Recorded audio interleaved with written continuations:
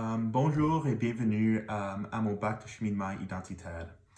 Le premier objet que je vais vous présenter est une tourtière qui vient de ma grand-mère.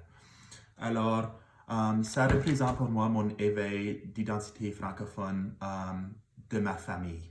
Et mon père est un membre très fier de la communauté francophone et il a toujours assuré qu'on ressent cette même fierté. Mais quand j'étais jeune, c'était difficile pour moi d'apprécier les sacrifices qui ont été faits pour préserver les droits des francophones au Manitoba. Ce qui m'a fait apprécier mon héritage francophone était les tourtières de ma grand-maman. Ma grand-maman, Lucienne Boucher, était une grande partie de la vie de mon père et de toute ma famille. Et mes mémoires d'elle commencent toujours avec sa recette de famille pour faire des tourtières parfaites. Pour des années, on avait une tradition assez régulière où elle venait chez nous pour qu'on fasse la préparation des tourtières ensemble. C'est ici qu'on pouvait voir la passion et la fierté qu'elle avait pour la tradition et pour la francophonie. Elle était vraiment une femme très extraordinaire. Et pour moi, c'était important d'avoir une modèle langagère et de tradition comme ma grand-maman. Parce que moi, je viens d'une famille qui est moitié italienne et moitié francophone. Quand ma grand-maman a décédé en 2018, c'était très difficile pour nous. Mais on vraiment pense toujours d'elle quand on mange les tourtières qu'elle nous a appris comment faire. Et pour nous, c'est une représentation de sa fierté et de son amour pour nous et de nous comme francophones, très fiers. Et c'était très important pour moi comme éveil.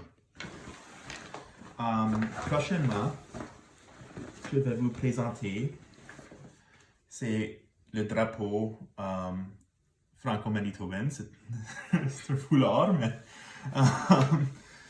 pour moi, c'était une partie de mon éveil et aussi de l'engagement, parce que ça me fait penser de mon père. Lors de mon cheminement identitaire, mon père est probablement la personne la plus importante et le plus influent. Son nom est Daniel Boucher et il a travaillé depuis 1994 comme le directeur général de la Société de la francophonie manitobaine. Et pour moi, j'avais toujours beaucoup de difficultés à perfectionner mon français. J'avais beaucoup d'anxiété et d'insécurité linguistique qui était quelque chose de majeur pour moi avec mon identité culturelle.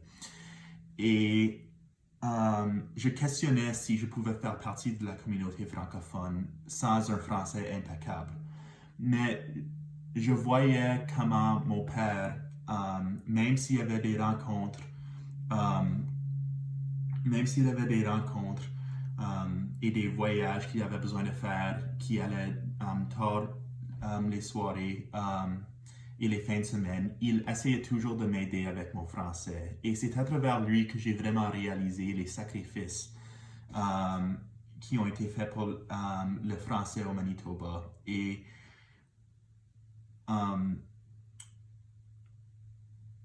ça m'a fait vraiment apprécier le drapeau franco-manitobain. Et ça m'a fait vraiment apprécier tout ce qui est autour du drapeau et comment ce n'est pas seulement qu'on a besoin, c'est pas comme les droits de langue sont juste donnés. C'est qu'on a besoin de battre pour les droits de langue et les droits de parler en français.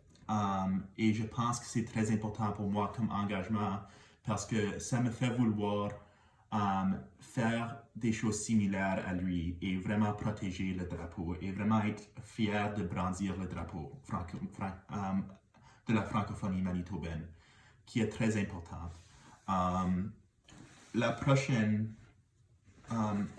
troisième objet qui représente mon éveil et mon identification avec la joie qui vient avec l'appartenance à la francophonie canadienne est une ceinture fléchée. Alors, j'avais toujours une relation un peu tendue avec le Festival du Voyageur. Quand j'étais jeune, comme c'était comme, je n'aimais pas beaucoup le Festival du Voyageur. Pour moi, c'était comme, oh, il y a des sculptures de glace. Ok, j'aime ça assez, mais j'allais d'habitude pendant la journée avec mes parents ou avec l'école. Alors, j'étais d'abord très confus en 12e année au secondaire quand j'ai entendu mes amis discuter de leur plan d'aller au Festival du Voyageur et j'étais un peu bouleversé. J'étais comme, quoi? Pourquoi est-ce que vous allez au Festival du Voyageur? Et j'ai décidé d'abord de donner le Festival du Voyageur une autre chance. J'ai retourné chez moi et mes parents m'ont donné une ceinture fléchée pour être capable de célébrer en style un peu. Et quand j'ai rendu au Festival du Voyageur, j'étais tellement surpris de la qualité de musique et de la célébration et je ne vais jamais oublier cette soirée-là parce que vraiment pour moi c'était une reconnaissance de non seulement l'importance de vivre en français mais de célébrer la francophonie. Ce n'est pas toujours c'est pas toujours défendre la langue ou des batailles ou des choses comme ça. C'est aussi une célébration et la joie et vraiment une communauté très accueillante et fière d'être francophone. Et cette soirée-là m'a fait réaliser juste tout le monde dans la communauté qui met tellement d'efforts à la préservation et à la célébration de l'héritage francophone au Manitoba. Et ça m'a vraiment aidé à m'identifier et c'était un éveil extraordinaire. Prochainement, je vais vous présenter un microphone de karaoké.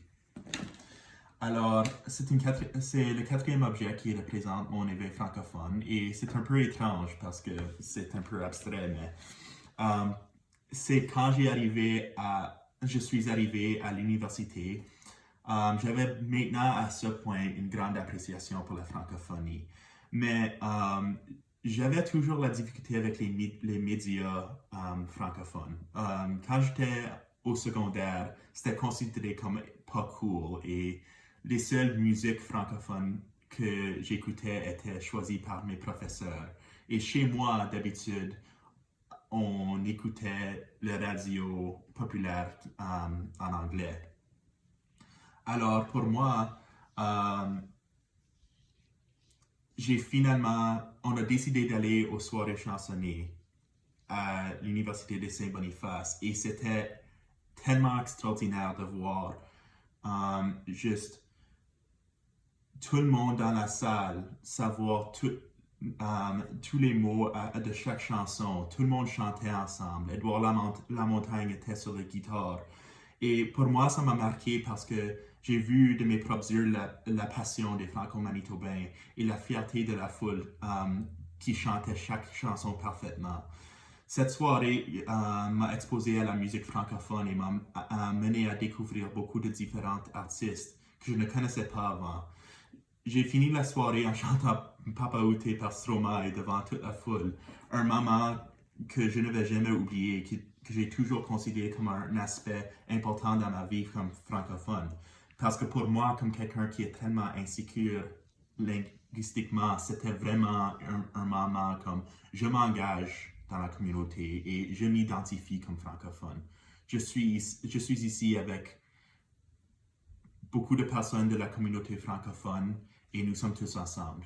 Alors c'était très important pour moi. Et finalement, je vais vous présenter mon chandail de volleyball pour les Rouges. Et ça représente pour moi le temps le plus marquant pour moi à l'USB. Et c'est quand j'ai trouvé un groupe d'amis avec lequel j'ai pu commencer à vraiment vivre en français. L'université est une place extraordinaire pour finalement rencontrer des amis qui aiment la langue française et la francophonie. Au secondaire, ils le considèrent, comme j'ai dit, pas cool. Alors, c'était toujours difficile, mais tu pouvais voir la fierté dans les classes, dans les couloirs, dans le centre Étienne Gaboury et le gymnase de l'université. On ne voyait pas ça en secondaire. Et j'ai toujours aimé jouer au sport, mais quand j'étais au secondaire, on ne faisait pas, on ne parlait pas vraiment le français quand on jouait au sport.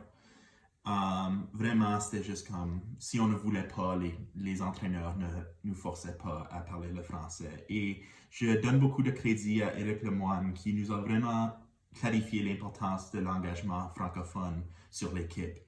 Et nous a dit qu'on devrait être fiers d'être la seule équipe dans le MCAC qui pouvait parler le français et qui avait le français comme langue première. On ne parlait pas toujours le français et parfois on avait de la difficulté, mais l'effort était évident et on se considérait comme une famille. Et pour moi, d'avoir un peu une famille qui était francophone et des amis avec lesquels je pouvais faire des activités en français, on pouvait sortir en français, c'était une vraie identification pour moi comme francophone fier qui avait maintenant un groupe d'amis avec laquelle je pouvais vraiment vivre en français. Et je ne vais jamais oublier ce groupe d'amis. Ils sont encore très proches pour moi et maintenant je suis excité de trouver une carrière en français à cause de ces expériences.